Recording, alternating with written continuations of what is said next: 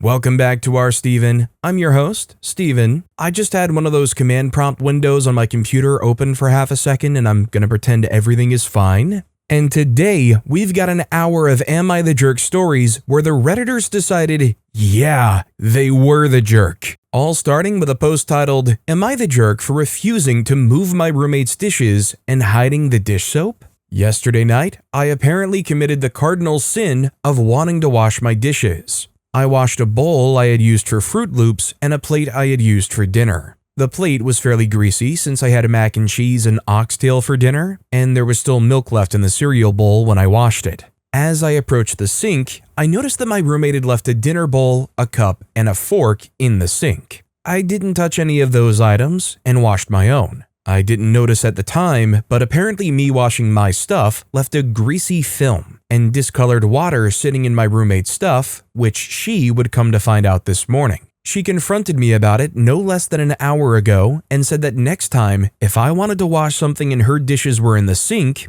the proper thing to do would be to move them. Used in an incredibly condescending tone, by the way, as if she were speaking to a child. I told her I have no intention or desire to touch her stuff, and that I wouldn't be doing that. For context, we had talked about leaving dishes in the sink, among other things, about a week ago, and I did relay my feelings on that to her. I don't care as long as it doesn't stink and it doesn't block what I need to do. I don't know how one takes that to mean that I'm obligated to touch someone else's dirty dishes and move them before cleaning my own as well. I don't care what happens to your dishes, and if you leave them in the sink, you must not either. We drop the issue after some back and forth, and she goes to wash her stuff in the sink. I keep a large bottle of Dawn by the sink. It's the only dish soap brand I use, which I also mentioned during our conversation. I remember jokingly stating that it's kind of a pain in the butt because it's more expensive than other dish soaps out there. We agreed to alternate purchasing it when it runs out,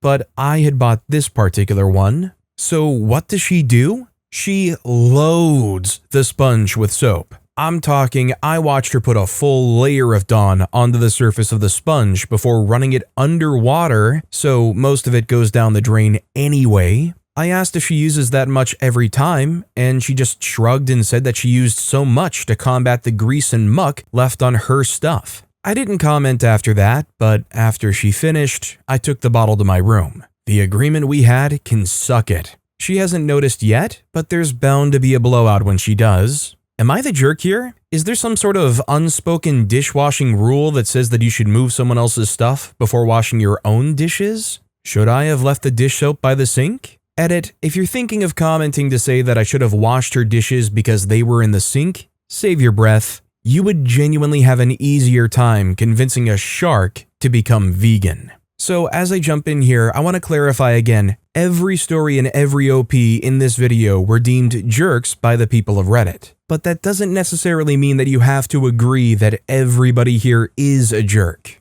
In fact, I think it would probably be more interesting if you didn't. A user named Say LaCroix Darling left a comment saying, honestly, removing the soap almost guarantees she won't be washing any dishes, so you're only hurting yourself here. It would be nice to not get her dishes more dirty, but if they're left in the sink, I agree that I wouldn't touch them either. Standing water gives me the ick. The OP responded to the comment saying, touching other people's things gives me the ick. I did say this somewhere else, but the only reason a full sink would bother me is if it stinks. And if she leaves them in to that point, one could certainly argue that she's in violation of her lease. Another user left a comment saying, you're the jerk, you know that you're the jerk. It's gross to wash your greasy dishes and leave the residue in your roommate's dishes for them to wash out. Would you be okay if the shoe was on the other foot? And then taking the dish soap and hiding it in your room is childish and petty. Are you sure you're old enough to be living on your own? The OP responded, the shoe wouldn't be on the other foot. I don't leave dishes in the sink. And if I did, I'd have enough common sense to know that dishes that get left in the sink are subject to residue from other people's washing. That's just common sense, I fear. The living on your own comments are incredibly tired and trite. Last I checked, washing other people's crap wasn't a prerequisite to signing a lease. So what do you guys think? Jerk or not? Let me know in the comments. Also, if you enjoy these Am I the Jerk Here stories, hitting those like and subscribe buttons down below would be the best way to help support my channel and help me make more. Our next story is, am I the jerk for kicking my mentally ill brother out of my house when he was treating my wife like garbage? So I am 34-year-old male. I'm married and own a home with my wife, 26-year-old female, in Los Angeles. My younger brother is 32-year-old male and he has never lived on his own.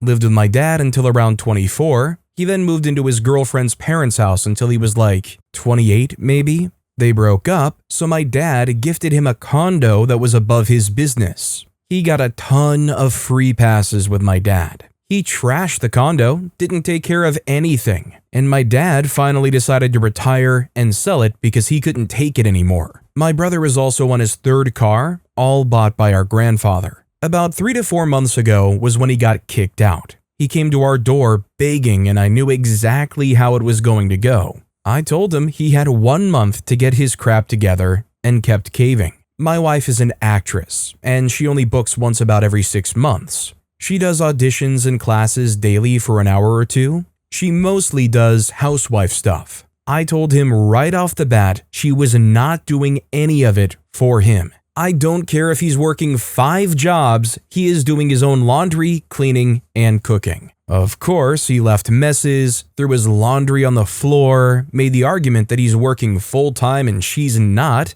I was like, this is her home. Then, when I told him he'd have to pay bills 2 months in, he got mad and said that she doesn't pay bills. She is my wife, and she takes care of our home. Anytime I told him to stop making extra work for her, he would say, she's a housewife. She's doing it for you, so I don't understand why she can't for me. He even asked why I get to have my laundry done and meals cooked for me, but he can't, and works as much as me. It drove me crazy. He would also make noises while my wife was in auditions, which was frustrating for her, not even accidental, like screaming watching a sports game 5 seconds after he was told she was going on Zoom.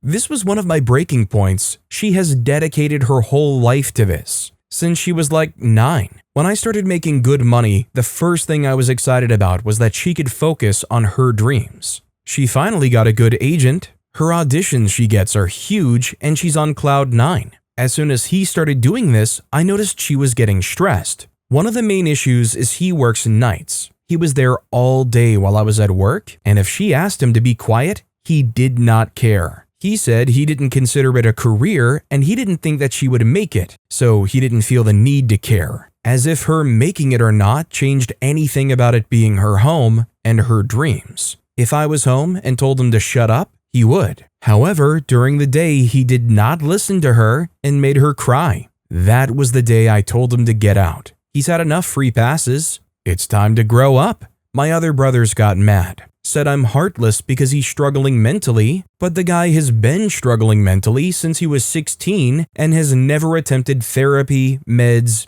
anything. He just cries and relies on everyone to do everything. So jumping in on this one to say, it's pretty obvious that everybody is calling OP the jerk, not necessarily for kicking their brother out, but for allowing them to come in. Subjecting your partner and wife to this when you knew it was bad news from the get-go, and then at the first sign of trouble that was impacting her life and her career, OP still tried to make it work for a while. A user named Lemon Icing left a comment saying, mostly you're the jerk because you let him move in. Then when it got worse, you waited months before kicking him out. She got an agent. For freak's sake, what an accomplishment. He actively sabotaged your wife's auditions. Your wife suffered due to your procrastination with mishandling your brother. The OP responded, I agree. I have a ton of regrets. I thought maybe it was my chance to help him down a better path, but I should have kicked him out sooner. Another user named Koi Fishy Fishy left a comment saying, not the jerk. Mental health issues are an explanation,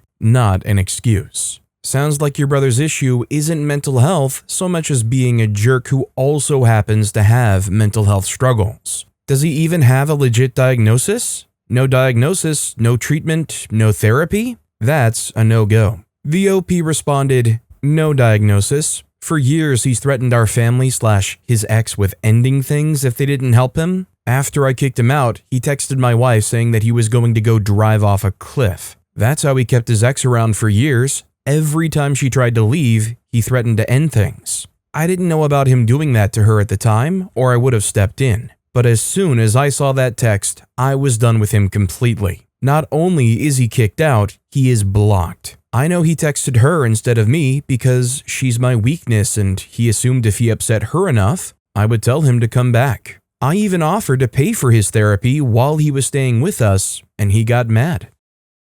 Our next story is, am I the jerk for the way I've been reacting? So I, 36-year-old female, moved back in with my mom, 61-year-old female, and brother, 31-year-old male, months ago. For context, we're all on the deed. I don't consider myself a guest in this house. I consider myself 1/3 owner. They've lost the keys. We exclusively use the garage to go in and out. Apparently, it's too expensive for them to replace the locks, and they refuse to deal with multiple keys. I offered to replace them. Several times a week, I'm locked out and can only get into the garage. I broke my back in 2014. It freaks with my bladder. My family knows this and have been asked many times, don't lock the inside garage door until I'm home. Yet several times a week, I get home and I find the door has been locked, always by my super paranoid, that's another subreddit, brother. He locks it as soon as he gets home. Sometimes my mom catches it and unlocks it before I get home, and sometimes she doesn't. When it first happened, I brought it up to both of them. I reminded them that I usually have to go really bad when I get home, even after going before leaving. It sucks. It's much like the scene in White Chicks after he eats the quiche, but I gotta pee. He said that he would try to remember. So when I get home and I find the door is locked, 9 months now and he still can't remember, I feel like it's disrespectful. Like I freaking said, if the door is locked and I have to go, in the time it takes for one of you to come open it, I may very well pee my pants. So it feels like he doesn't give a crap if I have something so disgusting happen. There have been a few times where I have, and it was enough that I had to change. Secondly, I'm on the deed. Why am I having to knock and wait at a door like a freaking pizza delivery driver? Growing up, I had a house key since I was 10. So what is this crap? Anyway, here's where I may be the jerk. Instead of calmly knocking and patiently waiting, I've resorted to just banging on it as hard as I can. I just use my foot. I'm not damaging the door, but it sure is loud as freak when I'm shaking and kicking the door. They both get so angry when I do it, but honestly, what else am I supposed to do? They both game and wear headsets, and it's a noisy household, so they don't always hear me when I knocked normally. I'm not going to be okay just standing there slightly peeing myself with that meek, at someone else's mercy attitude. So, am I the jerk for banging on the door every time I'm locked out? So, this is one that I actually do think OP is pretty much mostly not the jerk. But again, as far as the Reddit community goes, I think it's more of a situational thing, not OP's actions alone. It's OP's the jerk because they're allowing this to happen. More or less that OP, as a 1/3 owner of that house, should enforce that there's multiple keys, not because it makes OP's life easier, but because you should probably have an extra key if you own a home.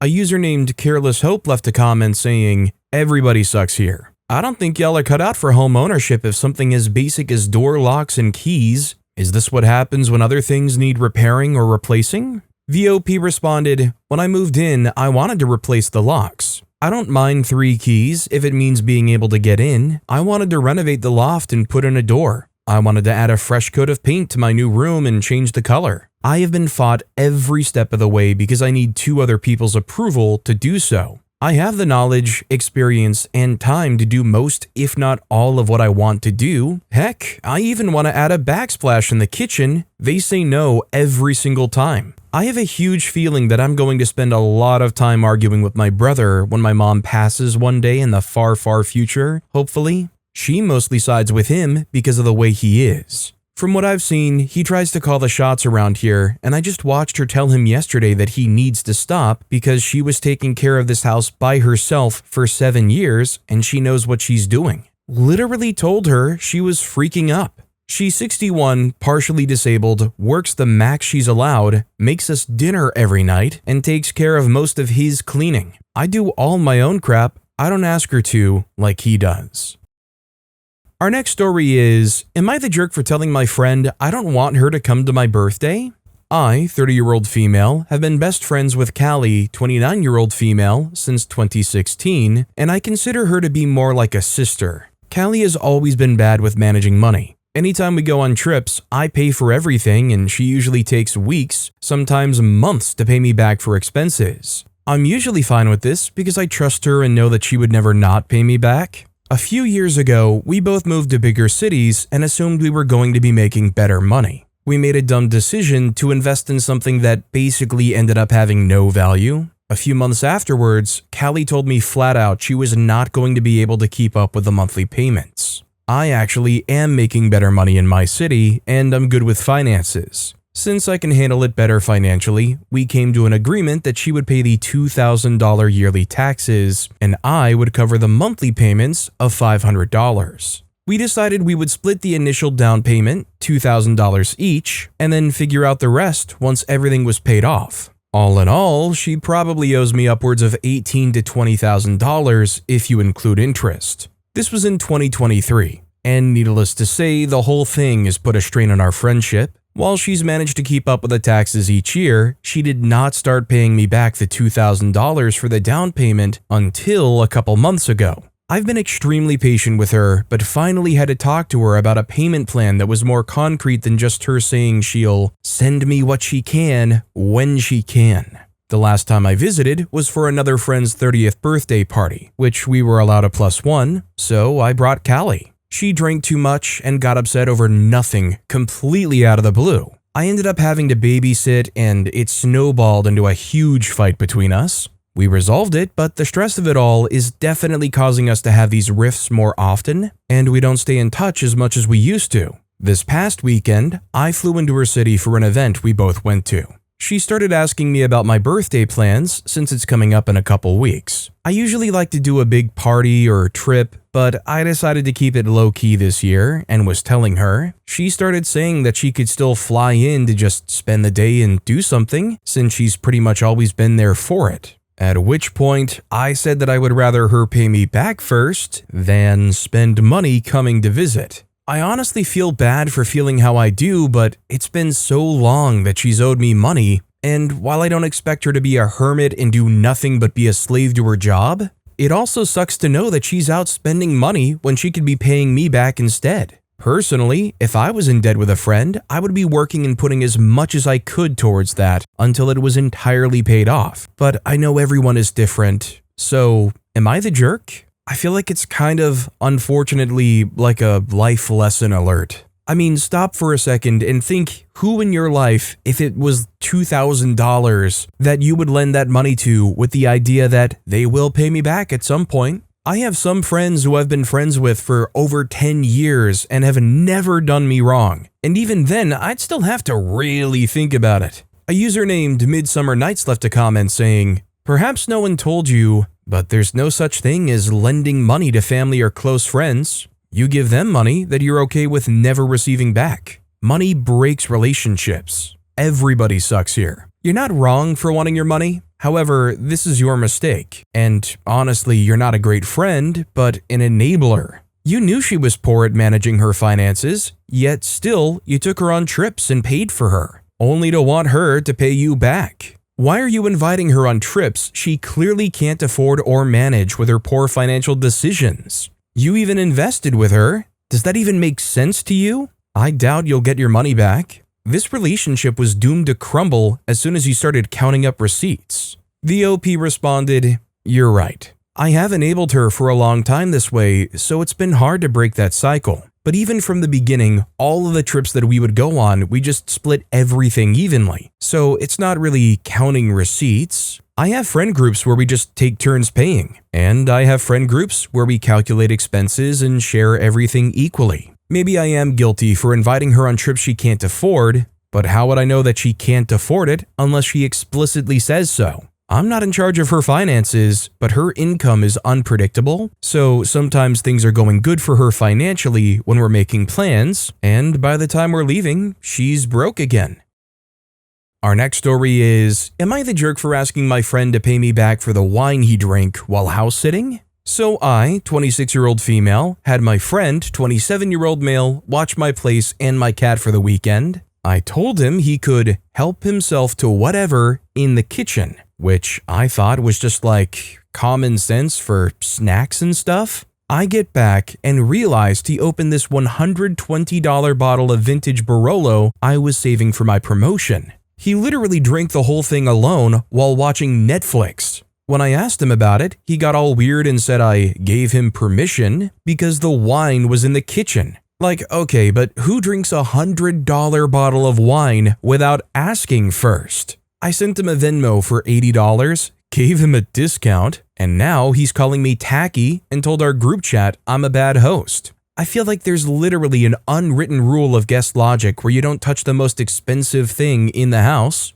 If I tell you to help yourself to my garage, it doesn't mean you can just drive off in my car. I don't know. Am I the jerk here? He's making me feel like I'm being extra, but I feel like he totally took advantage of me. I don't know. It's also just $120. So I myself in this situation, if I had the theoretical judge gown on, I would have the scales set to somewhere at like a 80-20, which is OP is the 20% right and the friend is the 80% right. I mean, I can't say with confidence that I'm a great arbiter of what is right and what is wrong when it comes to I'm house sitting for a friend and they told me help myself to whatever in the kitchen. I don't really know if the idea of popping open a wine bottle is truly like an affront, a terrible thing to do. I'll be honest, if I was in his position, probably wouldn't have done it. But OP did say, help yourself to whatever. And the thing is, OP didn't even have to be specific. They could have just said, within reason. I think that would make OP's reaction and the Venmo request actually understandable. A user named Lindorm Rune left a comment saying, you're the jerk. You should just chalk this up to miscommunication. You said help yourself to anything in the kitchen. If you had told him prior, except for that bottle of wine I'm saving for my promotion, you could ask for full compensation. This is on you. Swallow your ego and let this go, my dude. It'll be better for the friendship. The OP responded, yeah, think you're right. Our next story is, am I the jerk for refusing to eat at a vegan restaurant? My boyfriend is vegan, I am not. We are both pretty adamant about our stances on the topic. So here's what happened. We spontaneously got together the other evening and he wanted to go out and get some burgers. So he mentioned a place that he saw on his route to work. We get there and I'm going through the self-help machine and I notice all the burgers have a weird spelling of the meat, like chick-un, bake-un. When he showed me the menu on his phone earlier at his place when he suggested this place, I saw that hamburger was spelt normal and it was still on the machine, but I was still suspicious. So I asked my boyfriend, is any of this real meat? He shrugged, then repeated my question to the buddy behind the counter who informed us their menu is strictly plant-based. I got annoyed, looked at my boyfriend, and said, why would you take me here? And he said that he didn't know that it was only plant-based stuff, but I could still try it.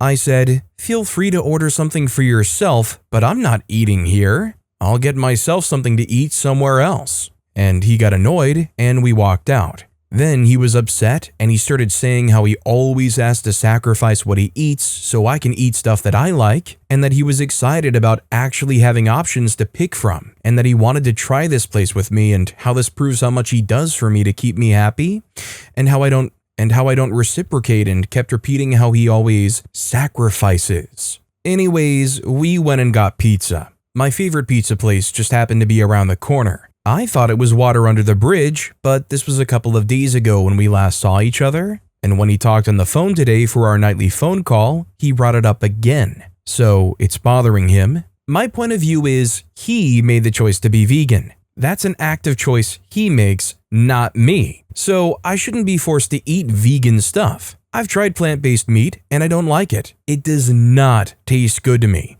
It's not appetizing. He's mentioned taking me to plant-based or vegetarian places before, and I always refuse and tell him I need non-vegetarian and non-vegan options. I make sacrifices too. There's tons of places I want to go to with him that don't have vegan options, and now I can't just go to a restaurant. I always have to make sure there's vegan options. When I cook for us, I always have to make 2 meals, and the ingredients I need to make his meal, I don't just have lying around in my kitchen, I have to go buy them, and they're quite expensive. like egg replacement, tofu, non-dairy milk, cream, or butter, so I go out of my way to get that stuff for him. When he cooks for me, he doesn't cook me non-vegan options. I have to eat his vegan meal, and most of the time he makes me meals that require very little alteration, like spaghettis or stews, so I can suck it up for a night, but I don't take him to places with no vegan options. Am I the jerk? So here's the thing. I can very easily see why people would say, oh, this person is absolutely the jerk. However, we did have a story somewhat recently where somebody had ARFID, and it was like an in-law or something along those lines wanted OP to come over and,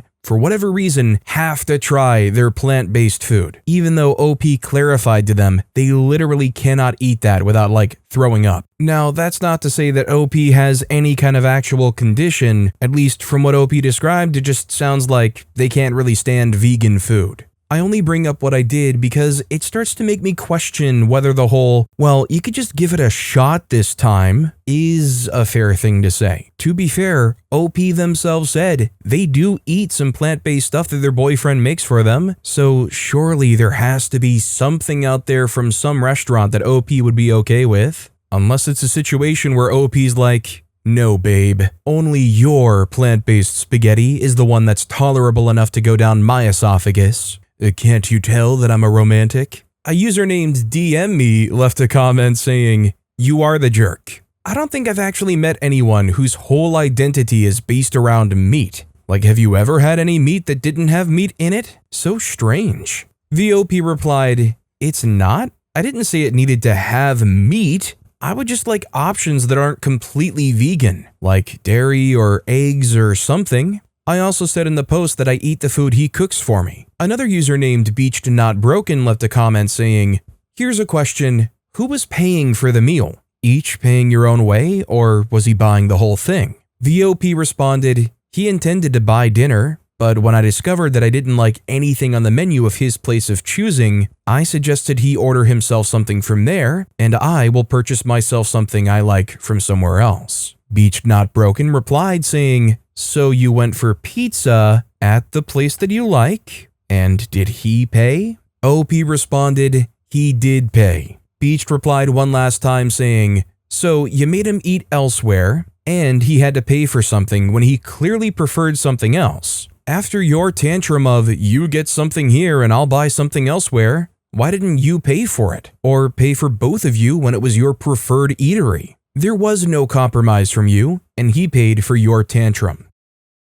Our next story is, am I the jerk for not calling my oldest daughter a princess? I, male 37, have 3 daughters ages 15, 6, and 5. We'll call my 15-year-old Taylor. I had Taylor with my college girlfriend. We broke up when Taylor was just a baby, under a year old. We co-parented well together. Now that Taylor is older, she comes here when she wants but primarily stays with her mom since she's closer to her school and friends. I got married to my now wife 8 years ago. We now have 2 daughters together. Taylor's always gotten along great with my wife and her little sisters. Me, my wife, and all 3 girls went to Disney World for a few days. Taylor has always been a huge Belle fan. First day at Disney, I had some work to do, so I got up early and got ready and went to the lobby while the girls got ready. When I went back up to the room, my youngest 2 were dressed in princess dresses and crowns, while my oldest had on a very, what I would call, Belle-themed outfit. When I saw the younger 2, I said, you 2 look just like princesses. My youngest asked, what about Taylor? Taylor, in the last few years, has been over the cute pet names, so I said, I think Taylor is a little too old to be a princess, but she's very pretty. Taylor said thanks, but sounded a little off.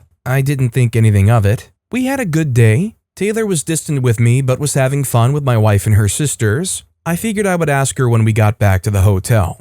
Well, I got a long, angry text from my ex-wife saying that Taylor had texted her that I'd called her sisters princesses, but not her, and said that she was too old to be a princess, and that really hurt her feelings, I guess. I reminded my ex that Taylor had hated cute pet names for years now. My ex said considering we're at Disney and Taylor was in a Belle-themed outfit, I should have thought that she might have wanted to be a princess for the day. My ex said that I was being an oblivious jerk. I tried talking to Taylor, but she doesn't want to talk about it and hasn't talked to me much. My wife thinks that I could have handled the situation better and made it up to Taylor. I don't think assuming my teen daughter wouldn't want to be called a princess is being a jerk. This is almost sort of like OP didn't pass the vibe check. OP had one job, and that was to be the embarrassing dad who says, "Oh, you're always going to be my little princess." To be clear, I don't really want to give OP too much grief for trying to respect what they perceive to be their daughter's wishes. I mean, Lord knows when I was a little kid, I had some nicknames given to me that I hated, and all the time when I was a little kid, I said,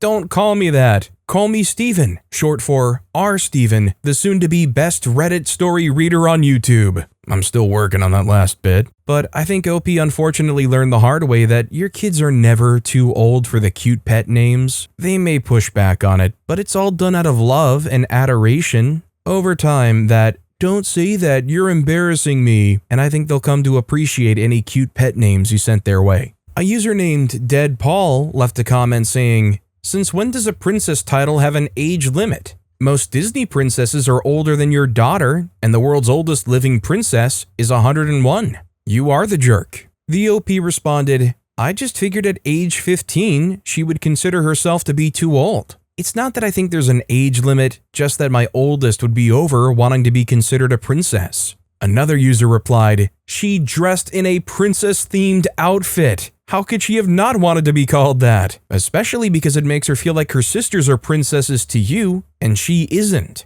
Whether that was your intention or not, that's what you did." The OP doubled down and said, "Just because she dressed up like her favorite character didn't mean that she would want to be called a princess."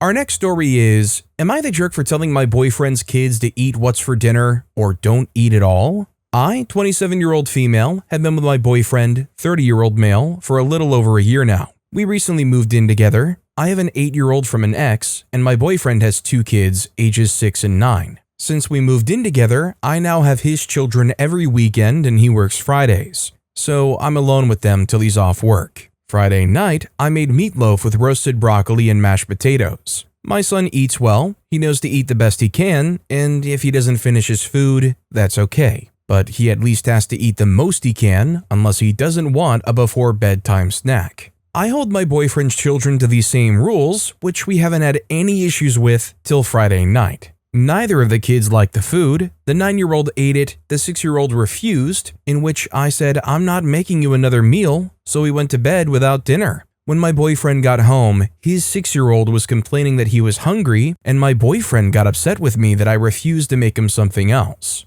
I told him I wouldn't hold his children to different rules than my child. He got upset and ended up making him something else to eat, and then told me that that was horrible of me to deny a child dinner and blamed it on his young age, explaining that I had to be more lenient. I explained that I had raised a young child before, and I was once a young child and followed those same rules, which just resulted in a huge argument and him calling me ignorant. Today we got a call from my boyfriend's ex, and now the children don't want to come till Saturday or Friday night late when my boyfriend is off work. This caused another big argument between my boyfriend and I. He once again called me an ignorant jerk and said I needed to change my way of thinking. Am I the jerk? Add, I did not force this kid to go to bed hungry. I suggested for him to eat a larger portion of his mashed potatoes and a smaller portion of other things, which he refused, and he didn't want to make anything else himself. So I think the part that I'm really kind of hung up on is it somehow fell on OP's shoulders to be kind of responsible for watching over these kids, but then there isn't like a communicated well enough explanation of like what is expected for these kids. Maybe the topic of what would happen if the kid doesn't want to eat the food you made isn't a common enough thing to pre-screen for. But I don't know, am I wrong in saying that it feels weird that it feels like there's so little understanding of what's expected, despite OP being kind of in responsibility for those kids at that point? A user named Shark Girl left a comment saying, "You are the jerk." I'm assuming that you're well-intentioned and feel that this is the most helpful approach for kids' development, so you're not the jerk for that, but this approach is outdated and not helpful for development. It teaches kids to ignore their own bodily sensations, hunger cues, etc., which makes it harder for them to self-regulate their own eating and food choices in the future. it can also create a negative/punitive relationship with food. Even if it is working for your kid, not every kid is the same, and it may not work for your boyfriend's kids. It's not okay to have a child go without dinner or without food for an extended period when they're hungry. The main part you are the jerk for, though, is that this isn't your child. You don't get to decide how to parent the child, especially if the child's parents both agree on how the child should be parented and treated, and you're trying to go against that. If you're unwilling to care for the kids in any other way, then you need to tell your boyfriend that you can't look after them for meal times, and accept however he decides to proceed around that. You definitely don't get to be annoyed that the kids don't want to come over for those meal times. I would also refuse to spend time around someone who made me experience significant physical discomfort and denied me access to food. The OP responded, "There was no denying access of food. If he wanted something else, he would have had to have made it. I make them snacks after school, which is around 5. I make dinner at 6:30. And I've had a discussion with my boyfriend that I should treat them and hold them to the same rules as my own child." Another user named Case Horizon left a comment saying, "Expecting a 6-year-old to make their own dinner or not eat at all because they didn't like or want what you made sure does sound pretty close to denying access to food." Edit. I get it, Reddit. Y'all are astonished that a kindergartner or first grader isn't taking it upon himself to use the microwave or the oven to make himself food like you did when your parents refused to give you the dinner you wanted. The OP responded to that saying, "Does a 6-year-old not know how to make a bowl of cereal or grab a banana off the counter? Because I watch them make their own breakfast some mornings, so surely that's not impossible." Our next story is, am I the jerk for saying guests could go ahead and leave my 4th of July party? I, 33-year-old female, hosted a 4th of July party for my friends. A friend brought their relatively new spouse. Met him once at a restaurant and spoke for a few minutes. I have 2 German Shepherds, Jameson and Guinness. My house is their house. I chose this property because it was a good fit for them. This friend, 32-year-old female, dislikes my dogs on a bad day to being tolerant of them on a good day. When they arrived, both dogs wanted to say hi. Neither my friend or the spouse acknowledged them. Found that annoying. Literally everyone else that showed up said hi to my dogs, like all 20 other people. They sat on the couch when Guinness came up to them. I see him say something to my friend. My dogs are the sweetest things ever. He gently pushed Guinness away, and then he asked me if I could put the dogs in another room, citing they don't want the dog bothering them during the party. I backed up my dogs, told them I'm sorry, but this is Jameson and Guinness's house. You need to deal with it or leave. My dogs live here, and they don't get put away for anyone. If you just pet them, they'll leave you alone. After a brief convo, they decided to leave. I told them they don't call the shots at my house about my dogs. The rest of my friends were split on how I acted. Some said it wasn't a big deal to put them in another room for a few hours, and others said I was right. Am I the jerk? So, as somebody who is a dog lover through and through, I'm gonna say OP is the jerk here, and the reason is there seems to be a succinct lack of communication here. Maybe you could argue that OP's friend should have communicated to their spouse that there were going to be dogs there, but also if OP is hosting a party and somebody's coming along, it should be kind of like advertised well in advance, hey, my dogs are going to be loose and running around. I mean, there's a lot of people out there who just don't do well with dogs. I remember as a kid having a sleepover with some friends, and I had the sweetest dogs ever, but because they were dogs and they were mid to large size, and one of my friends just had a bad history, they didn't want to go anywhere near them, let alone OP getting offended when the person's like, yeah, I don't really care for dogs, I don't want to be around them. How dare you not want to be in the presence of Jameson and Guinness? Our next story is, am I the jerk for beating my date in a game of pool? So, for context, I'm quite good at the game. I play regularly and against good opponents, 2 of which are in my country's nationals. So, I went on a date with a girl last Saturday, went to a pool bar as she had mentioned she likes playing pool. I said, I know a spot.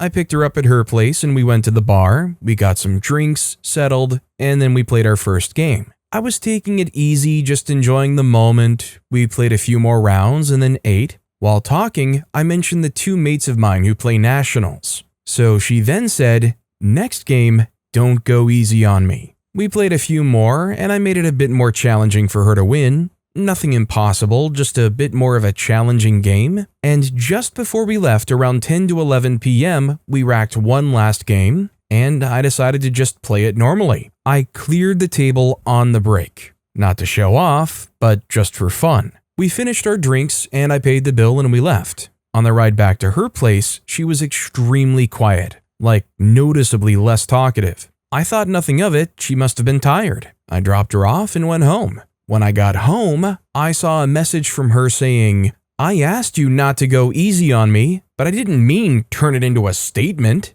It honestly felt a bit like an ego thing at the end, and it made me uncomfortable. I was taken aback by the message, and haven't heard from her since after sending her a message explaining it was nothing of the sorts. The last game wasn't me trying to show off or anything of the sort. I had a good break, sunk 2 stripes, and had good positioning on the rest of them. Seeing as she said don't go easy, I just played it how I normally would. Am I the jerk? I'm gonna say, unfortunately, even if OP's intentions were like in a decent place, their actions kind of like came off as a jerk. I mean, I'll be honest, in a situation like this, I'm probably kind of similar to OP where if I'm playing something with somebody that, I especially like, I might let off the gas a little bit and give them like an actual chance to win or let them win. And I feel like you see a lot of people doing a very similar thing for like their nieces or nephews or whatnot. Throw them a bone and let them feel like they're still having fun and like they're having a chance and they're in the game. But when she said, "Next time, don't go easy on me," and then it's maybe a little bit more lopsided, but still a bit of a game. And then at the very end, OP's like, essentially, "All right, one more rack," and then just starts destroying. How is that supposed to come off?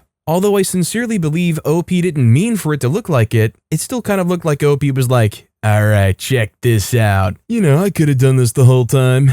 A user named The Fanciest Cat left a comment saying, "Mild, you're the jerk. Next time, don't go easy on me." We played a few more and I made it a bit more challenging for her to win, nothing impossible. She asked you to hold back, you continued to hold back, and she probably ended up feeling confident and good about herself. If you had just immediately not held back, I think that she would be the jerk for reacting poorly to what she asked for. What you did, though, was give the illusion of what she asked for and then pulled the rug out from under her. It was probably embarrassing and it probably felt like being messed with. It doesn't really sound like it should be a big deal, but are you the jerk of the situation? Yeah. More so than anyone else. For what it's worth, she doesn't sound fun though. Our next story is, am I the jerk for advising my sister to only enter plus-size beauty pageants and or become a plus-size model? I, 31-year-old female, have a sister, 27-year-old female, who has done beauty pageants all her life. Losing affects her more the older she gets. At 22, she gained weight and became plus-size. As a plus-size woman, she had won every plus-size beauty pageant she's entered. But as a plus-size woman, she has yet to win a beauty pageant that's not specifically for plus-size women. She has done some plus-size modeling, but treats it like a stepping stone. Recently, she did extremely well for a plus-size 27-year-old woman in a beauty pageant available to all women. She got runner-up, but the winner was a thin 19-year-old woman. Afterwards, she was crying and asking what she'll do now. I gave her advice, but she accused me of being jealous. Am I the jerk? So, knowing that the Redditor community judged this one to be the jerk is interesting because it feels like there's a lot of context you do need. I mean, to really have an informed opinion, you kind of have to know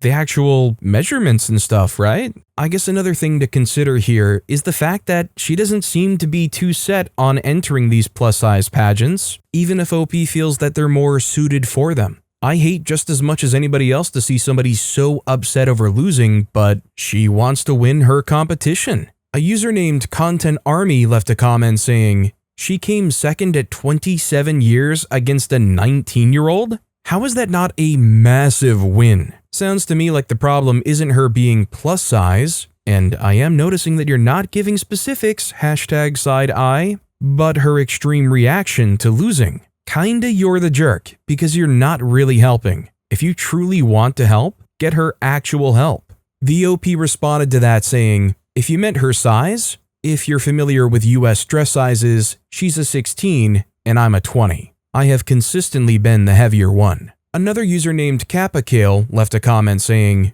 "She asked and you answered honestly. It's not as if she hadn't competed in plus-size pageants before your suggestion." I would probably encourage her to step back from the pageants. Being sad because you lose at a competitive activity is fine, but she's chosen something that, unless she can adjust her expectations, will only continue to chip away from her self-esteem. Not the jerk. The OP responded, "I've seen her sad cry after losing pageants before, but this was my first time seeing her sad cry after getting runner-up. She's taking it more personally now."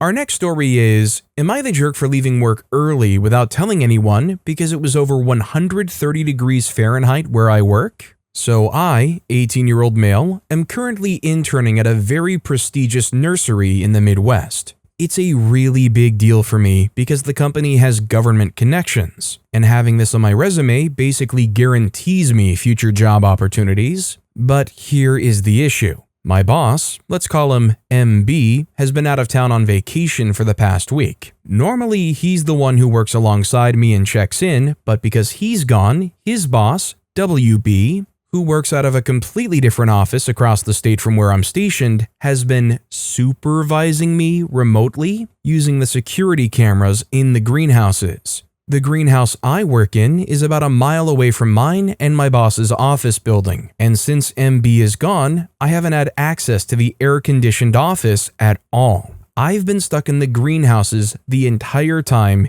in the heat. Now, at the time of the story, the weather had been brutal lately, with highs of around 100 to 105 degrees Fahrenheit. Inside the greenhouse, it's even worse. There's no fan, no AC, and barely any ventilation. The only way I can cool it down is by opening the roll-up walls about 3 feet, but that doesn't do much. Even with shade cloth, the temperature inside reached over 130 degrees Fahrenheit today. I was working in those conditions for 6 hours straight before I started feeling lightheaded and got a headache. Since I couldn't cool off and had nowhere to rest, again, I had no access to the office, I made the decision to leave about 2 hours early. I didn't notify WB because I knew that she would be upset, and I don't have any sick leave to use anyway. About 30 minutes after I got home, WB checked the security cameras, saw I was gone, and called me. She asked where I was, and I told her I had gone home because I wasn't going to keep working in a greenhouse that was 130 degrees Fahrenheit. She told me that if I didn't return immediately and finish out the day, I would be suspended with no pay for a week. Problem is, I live about 30 minutes away and can't work past 5 p.m. It was already 4:30, so there wouldn't have been enough time to drive back and get anything done. So here is where I might be the jerk. I told her that even if I could make it back in, I wouldn't go back in because it was just too hot there, and that if she wants to make sure the plants in there are fine, she should come out of her nice AC'd office and try working in there when it is as hot as it is. She then told me that her intern isn't having any problem with the heat. She only has one greenhouse to take care of, and it actually has ventilation, unlike the 6 I have to take care of. So I just gave up on the conversation, said I was sorry, and hung up. So now I might be suspended, and I'm worried it'll ruin my reputation at this company. I get that I probably should have told someone, but I also think I shouldn't be expected to work in dangerous conditions with no break and no access to AC. So, am I the jerk for going home early without telling my boss?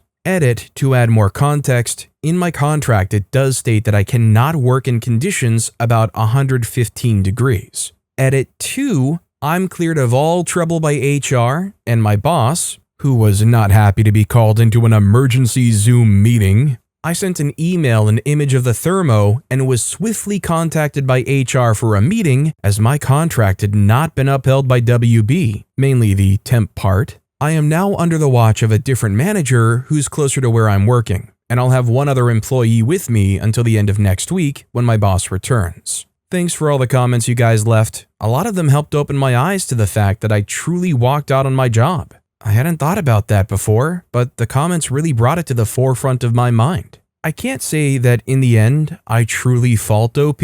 Anybody that's been in that kind of weather understands exactly why OP did the way they did. I mean, it's dangerous. OP shouldn't have just walked right out, sure, but I don't think it's too crazy to buy into the fact that OP wasn't exactly thinking straight in that moment. I mean, if I'm OP, I'm thinking the air conditioner in my car sounds like winning the lottery right now. I'm thinking about that last can of the favorite beverage right in the back of the fridge just waiting for me at home. I mean, when you're working as an intern or a temp in 130-degree weather, no backup, no ventilation, no anything, I don't think it's crazy that you start kind of overlooking the whole job etiquette thing, reputation thing. You start just kind of thinking about that self-preservation thing. That said, once OP got in that car and got the AC going, assuming they even had AC, absolutely should have called the boss. A user named The Same Rain left a comment saying, "Info, you say that it's a very prestigious nursery, but that you couldn't contact anyone else. I'm pretty sure there's not prestigious nurseries that leave an 18-year-old employee in charge of the whole operation with no one to contact if there's an issue." The OP replied, "I left the same comment under another thread, but my company tests plants for government use. There are over 40 different sites across the Midwest alone. Each site has 3 employees, and my boss and his son, my other coworker, are on a family vacation." Another commenter, Other Squirrel, said, "Unless you're self-employed, you have company rules to follow. Why would you think that was right?" The OP responded, "I don't want to be rude, but have you ever done manual labor in 120 plus degrees? I wasn't even thinking straight when I left, and I know I should have called or texted now, but at the time, it was more about just getting out of the heat." Our next story is, am I the jerk for not telling a woman she was about to sit and poop? I, 26-year-old male, was at a crowded park recently where there were food trucks set up and people sitting around eating. Seating was pretty limited, and most people were sitting on this low concrete wall that runs along the edge of a parking lot. On the other side of the wall is a grassy area that's level with the top of the wall, so people sit with their backs towards the grass and legs facing the lot. I had just gotten my food when I noticed the only free spot left. At the same time, I saw a girl, well dressed for the park, also walking toward it. She saw it first and was headed that way, but I was closer and got there before her, despite her running when she saw me approaching it. As I got to it, I looked down at the grass behind the wall and saw a big pile of dog poop right where someone's lower back or clothes would land if they leaned or sat back. It was pretty gross, and I decided not to sit. Right then, she walked up and looked annoyed, saying, "Seriously? I was going to sit there." I didn't want to make a thing of it, so I just stepped aside and said, "Go ahead, you can have it." She immediately sat down without checking behind her, and just a second later jumped up with a disgusted look on her face. The poop was stuck to the back of her skirt. She turned to me and snapped, "Why didn't you say anything?" I told her, "I saw it, yeah, but I didn't know how you were planning to sit. For all I knew, you were just going to perch on the edge or sit upright. It's a park. People walk their dogs here. You've got to check before sitting down." She kept insisting I should have warned her, but I told her I wasn't trying to be petty. I genuinely didn't know how far back she was going to lean or sit, and it wasn't really my responsibility to check the ground for her. She could have sat only on the wall and not on the grass, and would have been fine. She eventually walked off frustrated, but now I'm wondering if I should have just said something anyway. But I feel like, especially since she was so confrontational about the spot, it wasn't really necessary. Am I the jerk? Look, am I wrong that it feels like OP spent a lot of time trying desperately to try to argue their side here? I mean, come on, be the bigger person and tell the lady about the crap. I'm sure if the tables were turned, it would feel all too justified, and OP's more than happy to just, I don't know, look for a napkin to smear the crap off their shorts. I'm sure in that situation, OP's going to put a big old smile on their face and say, "Well, I had it coming." A user named Eggy Knack left a comment saying, "I'ma go with you're the jerk. You knew there was a reasonably high chance that she was about to get pooped, and your offering the seat to her carries the implication, to some extent at least, that she was not about to get pooped. She was being a bit rude, sounds like, but I don't know that she was being poop rude." The OP responded, "She also started implying that she would have checked it if I didn't rush to it first, as she sat down in a hurry because of me, even though I'd already offered the spot, and that I blocked the view of it, which I don't think was completely true. A user named Aggressive Willow left a comment saying, "No, you are not the jerk. She should have looked before she sat down. If I were her, I would wonder why you could have taken the spot and didn't, especially since you were going for it." The OP responded, "I could have sat in a way that's just on the wall, but I didn't want to be sitting so close to it, so I figured I might as well give it up to her, especially since she wanted it so much."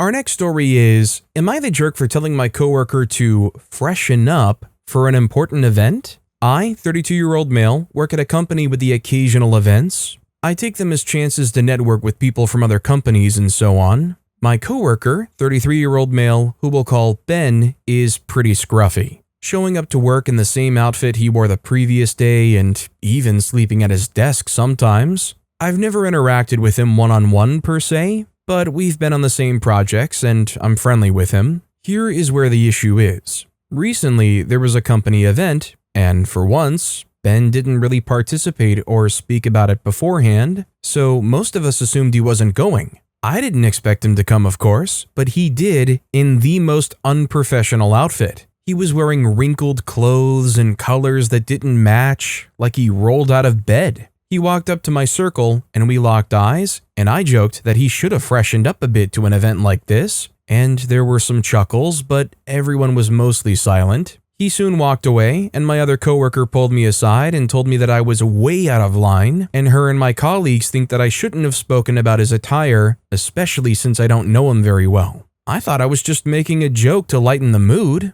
I haven't seen him since, and he's been actively avoiding me. Mostly everyone in my circle is expecting me to apologize to Ben. Am I the jerk for making a joke? Edit. I understand how the joke wasn't a joke at all now, and I'll be apologizing to Ben at work tomorrow. I'll be honest, in a job like that, Ben probably doesn't want to have to show up to these things, but I don't know if they're like contractually obligated or expected to. Either way, they did, and hey, at least they have clothes on. Now, I thought OP would say something like, Ben showed up and he smelled like a fishing boat. You know, something besides just like general disheveledness. I mean, it's not like that is necessarily off-brand for Ben. Is it offending people? OP then went on to post an update. Update. Am I the jerk for telling my coworker to freshen up for an important event? Thank you to everyone who made me realize I was in the wrong. I have been in contact with Ben lately, and it's been good between us. Firstly, I apologized the minute I saw him. I didn't care who was watching, I just did it. He was sorta awkward, now that I think about it, and it took him a few days to slightly warm up to me. The coworker who told me off for my joke informed me that Ben found out he has chronic pneumonia. It was so severe that he was hospitalized for it. His insurance company didn't cover most of the cost, so he was left with a crippling amount to pay. I should have noticed that his health was deteriorating as soon as he went from a cane to a crutch, but I was too caught up with myself to even see it. The people who didn't laugh at my joke knew about his situation, and they're all trying to help him in their own ways. The nature of my joke was incredibly out of place. I can't even begin to explain myself for something like that, and even though Ben assured me that it's okay, I'll be trying to make his life easier, or at least his work life. We recently started coming to work together since we found out we live pretty close to one another. I'm starting to realize what a great person he really is. Well, it's kind of a positive, yet weirdly kind of depressing update, unfortunately. But also, can we not glance over the fact that OP decided to intentionally not include in the original post that he walks with a crutch, not even a cane? OP's the type of person that feels comfortable making that kind of comment about somebody who's showing up to a work event using a crutch? A user named Pesky Points left a comment saying, "You insulted Tiny Tim and because you noticed his shirt, but not his mobility aids? Also, his crappy insurance is your crappy insurance. Prep a sinking fund." A user named BuilderWide1961 left a comment saying, "Oof, with that context, your joke was not good at all. At least you apologized and should treat this as a teaching moment." A user named Achy Shaky Spoon left a comment saying, "It wasn't good even without the context." But now how do I segue with that? Now, if you don't feel like freshening up a bit and want to stick around and hear some more crazy Am I the Jerk Here stories, why not check out the video on the left? That's the sound of everybody clicking off the video. If you want to check out my latest video, you can do so on the right. That said, I'll see you all next time, and try not to insult your freshness with some more stories.